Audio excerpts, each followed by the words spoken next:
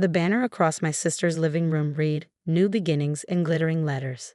30 people filled the space, champagne glasses in hand. My bankruptcy had become final that morning. Champagne, anyone? My sister held up a bottle, her smile wide. I stood in the corner by the bookshelf watching. My mother raised her glass from the center of the room. "To karma finally working," she announced loudly. The room erupted in cheers. My aunt added, "Sometimes people need to hit rock bottom to learn their lesson." I didn't say anything, just watched them toast to my financial destruction. 2 years of medical bills from a car accident had led to this. 3 surgeries, months of physical therapy, medications. Even with insurance, the costs had been devastating. I'd lost everything. I asked for help. "I need to borrow $10,000, I told my mother. "You should have been more careful," she'd said. My sister had been more direct. "I'm not enabling your poor choices. The accident wasn't my fault. A drunk driver had run a red light, but my family decided it was a lesson I needed to learn. So I'd filed for bankruptcy at 29, lost everything I built, started over from nothing. And they'd thrown a party." "She's being so quiet over there," my cousin said, glancing at me, finally learning some humility. More laughter.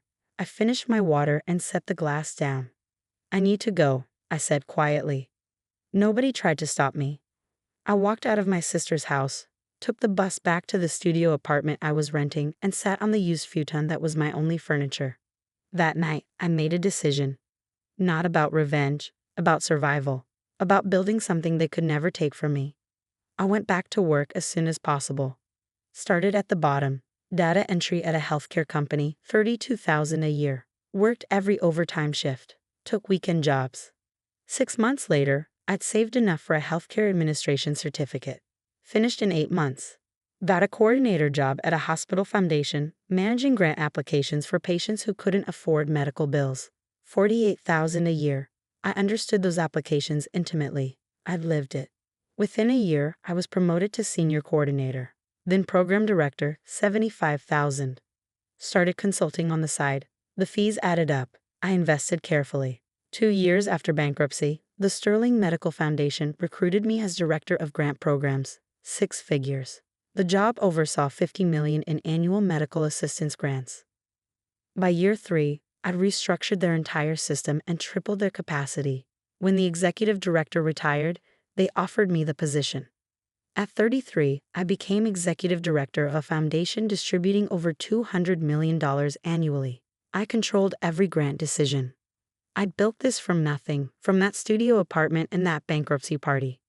Not for revenge, but because I understood what it meant to drown in medical debt with no lifeline. My family didn't know about any of this. I'd stopped attending their gatherings after the bankruptcy party. Blocked most of their numbers. Built my life quietly, separately. Then 3 years and 2 months after that party, an application crossed my desk.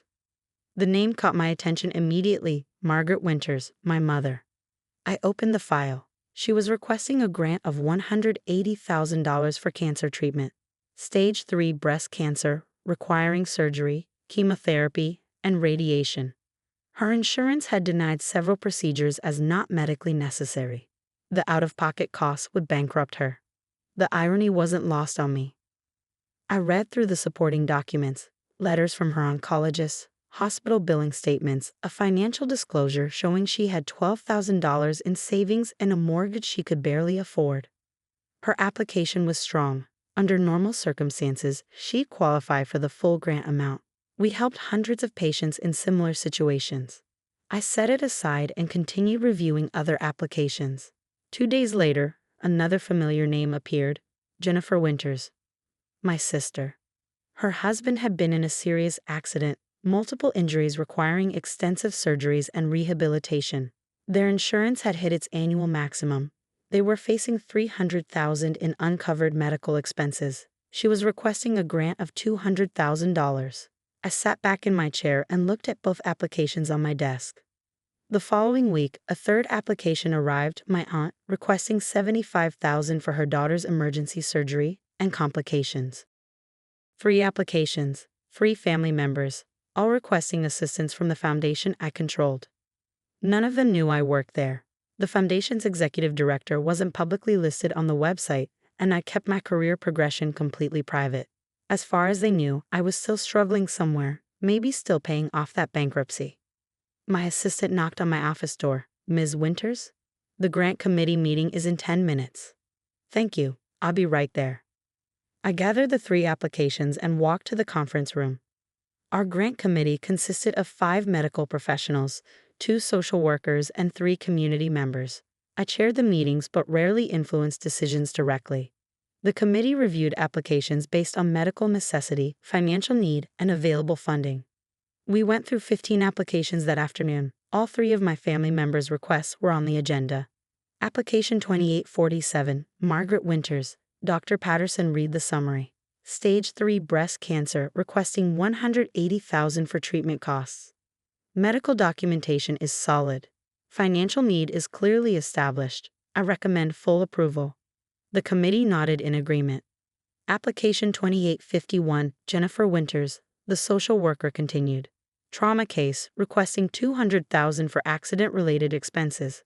Again, strong medical justification and demonstrated financial hardship. I move for approval. Application 2856, another member added. Pediatric emergency surgery, $75,000 requested.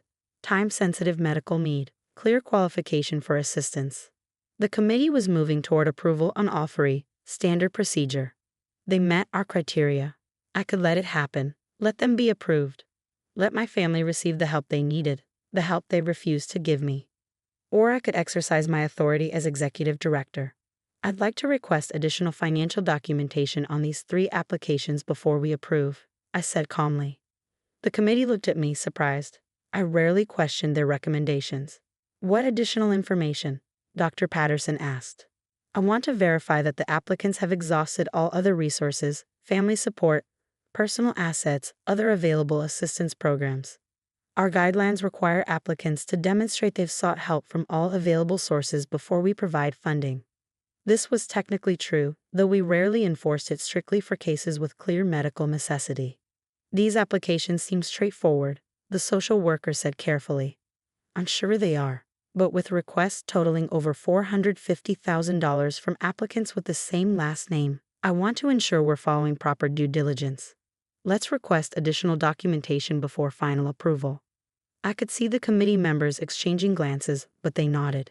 As executive director, I had the authority to request additional review. We'll send requests for supplemental information, my assistant noted. The committee moved on to other applications. Those were approved without issue. Over the next week, my family members were contacted by our grants office. They needed to provide evidence that they'd sought assistance from family members, document any available assets that could be liquidated, and demonstrate that no other funding sources were available.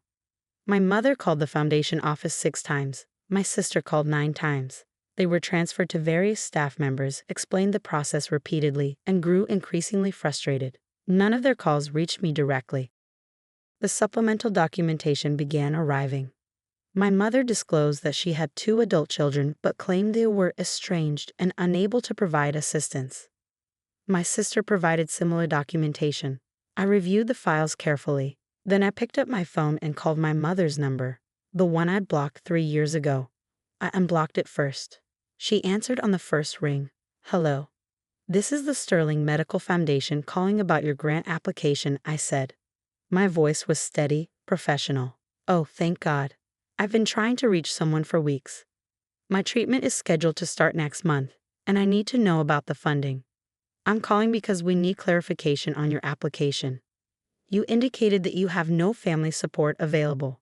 "That's correct. I'm essentially alone in this.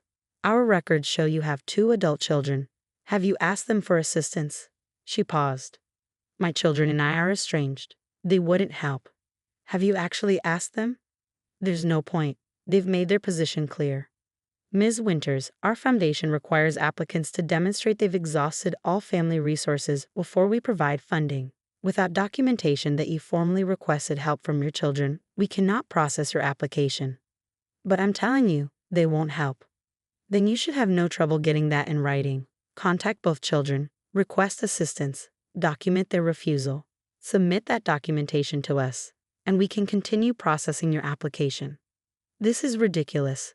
I'm dying, and you're asking me to beg my children for money?" We're asking you to follow our application requirements, the same requirements every applicant must meet. I hung up. My sister received a similar call from one of our program officers.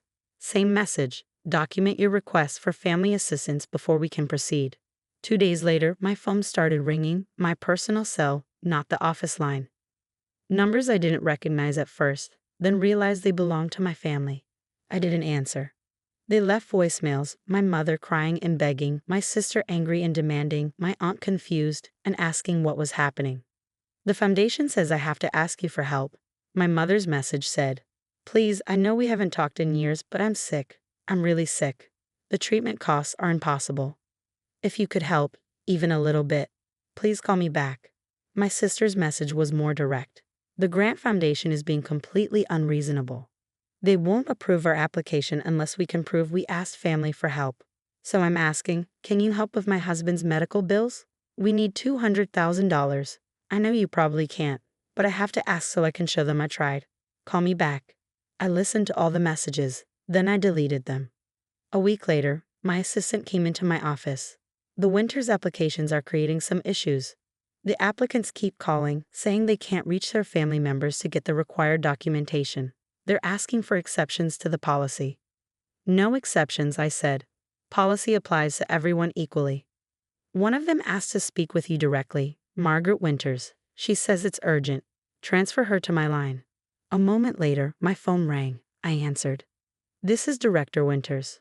Director? I've been trying to reach someone in charge for weeks. My name is Margaret Winters, and I'm applying for a medical grant. Your staff is requiring documentation that's impossible for me to obtain. What documentation is that? They want me to prove I asked my daughter for financial help. But my daughter and I don't speak. We haven't spoken in 3 years. Why not? That's personal. Family issues. It's complicated. Then uncomplicate it. Pick up the phone and call her. You don't understand. She won't help. She's probably still struggling herself after her bankruptcy. Her bankruptcy? She made some poor financial choices a few years ago. Ended up in bankruptcy. She doesn't have money to help anyone. I see. And did you help her during that bankruptcy? Silence on the other end. Ms. Winters? That was different. She needed to learn responsibility. And now you need to learn humility. Contact your daughter. Request her assistance. If she refuses, document it. Otherwise, your application will be denied. Please, I'm begging you. I'm dying. I can't wait months while you enforce bureaucratic nonsense. You have 2 weeks to provide the documentation. After that, your application will be closed. I hung up. That evening, my personal phone rang again, my mother's number. I answered this time. Hello, Mom. She gasped. You answered. You called. I need help. I'm sick, cancer. The bills are over $100,000 and my insurance won't cover it. I applied for a grant, but they're making me jump through impossible hoops. I know we haven't talked in years, but I'm desperate. Can you help? Even a little bit? No. Please, I'm your mother. You threw a party when I filed for bankruptcy. You told me I needed to learn responsibility. Now I'm telling you the same thing. Learn to handle your own problems. That was years ago. I was wrong. I'm sorry. You're sorry now that you need something, just like you needed something from that foundation. But they have rules, just like I had needs when I was drowning in medical debt. Funny how that works. The foundation said I have to get your refusal in writing. They said, wait, who did you say you were? I smiled, though she couldn't see it. I didn't say. But since you're asking, I'm the executive director of the Sterling Medical Foundation, the person who makes final decisions on every grant application that crosses my desk, including yours. The silence stretched for almost 30 seconds. You. Her voice was barely a whisper. Me, the daughter who filed for bankruptcy 3 years ago, the one you celebrated hitting rock bottom. The one who built herself back up from nothing. The one who now controls the exact help you're begging for. Please don't do this. I'll die without treatment. Then maybe you should have thought about karma when you were toasting champagne at my bankruptcy party. Because apparently it does work, just not the way you thought. I ended the call. The next morning, I received formal written requests from all 3 family members begging for financial assistance, signed, documented, properly formatted. I attached them to their grant applications and sent everything to the committee with my recommendation. Denied due to documented family support resources that applicants refused to utilize despite the ability to assist. The committee approved my recommendation. I sent the denial letters myself. Sometimes people need to hit rock bottom to learn their lesson. They were right about that. They just never imagined I'd be the one teaching it.